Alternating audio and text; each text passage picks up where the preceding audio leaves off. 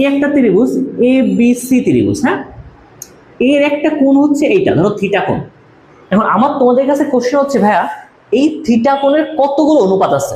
কি বললাম? এই ধরো থিটা কোণ, এই থিটা কোণের কতগুলো অনুপাত আছে তুমি কিভাবে বের করবে? হ্যাঁ, দেখো এই থিটা কোণের অনুপাত হচ্ছে 6টা। কয়টা বললাম? থিটা কোণের অনুপাত হচ্ছে 6টা। কি কি অনুপাত? হ্যাঁ, sine theta, cos theta, tan theta, cot theta, sec theta, আর হচ্ছে আমার কোসেক থিটা। দেখো তোমরা যারা আছো তারা 90% সবাই খুব নর্মালি না এই সাইন কস ট্যান কট সেক কোস এগুলো মনে রাখতে পারো, বাট এইগুলো যে কোণের অনুপাত এইটা তোমাদের অনেক সময় মনে থাকে না। এটা যে কোণের অনুপাত এটা তোমাদের অনেক সময় মনে থাকে না। এখন এই যে সাইন থিটার সমান কি জানি আমরা? সাইন থিটার সমান কি? প্রথমে আসো, দেখো তো যে কোনো কোণের বিপরীত বাহু কি?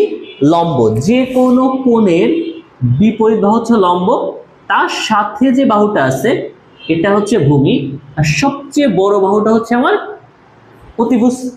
তার মানে আমরা কি জানি? সাগরে লবণ অতি বা সাগরে লবণ আছে। আমরা এটা কিভাবে লিখি? সাইন ইজ ইকুয়াল টু লম্ব বাই অতিভুজ, কজ ইজ ইকুয়াল টু কি? ভূমি বাই অতিভুজ, ট্যান ইজ ইকুয়াল টু কি বলা যায়? প্যারা লম্বভূত, লম্ব বাই ভূমি।